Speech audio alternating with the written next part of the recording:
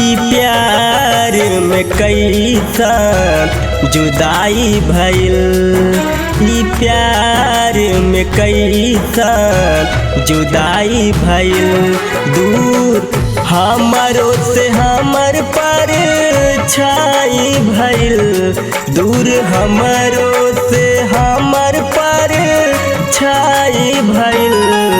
ई प्यार में कैसा जुदाई भइल, ई प्यार में कैसा जुदाई भइल।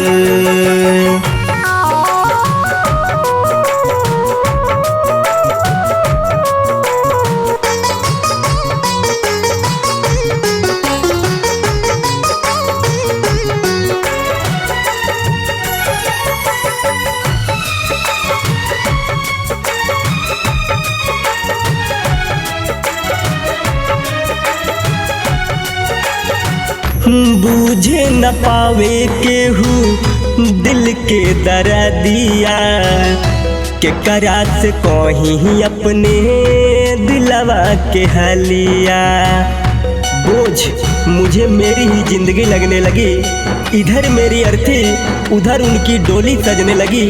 सुना है बड़े शौक से मेहंदी लगा रही थी, अरे सुना है बड़े शौक से मेहंदी लगा रही थी, मेरा नाम मिटाकर किसी और का लिखा रही थी। बूझे न पावे केहू दिल के दर्दिया, के करा से कहीं अपने दिलवा के हलिया। दूर हमारो से हमर जिंदगानी भइल, दूर हमारो से हमर जिंदगानी भइल। ई प्यार में कैसा जुदाई भइल, ई प्यार में कैसा जुदाई भइल।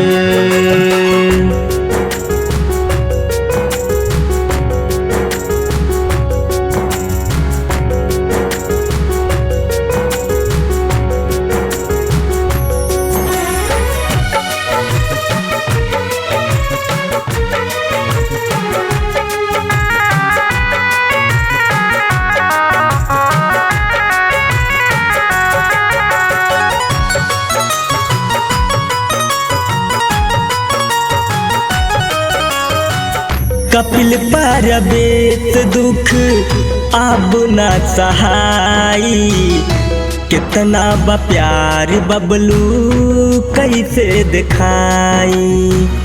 मोहलत हो तो मेरे जनाजे पे आ जाना, मेरे कब्र पर अपना दुपट्टा ओढ़ा जाना। देख ना पाऊंगा आंसू तुम्हारी आंखों में, अरे देख ना पाऊंगा आंसू तुम्हारी आंखों में। मेरे कब्र को देखकर ऐ सनम थोड़ा सा मुस्कुरा जाना। कपिल पारबेत दुख अब ना सहाई, कितना बा प्यार बबलू कैसे दिखाई।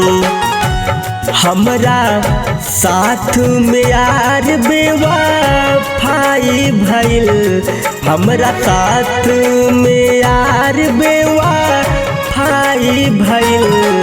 ई प्यार में कैसा जुदाई भइल, ई प्यार में कैसा जुदाई भइल।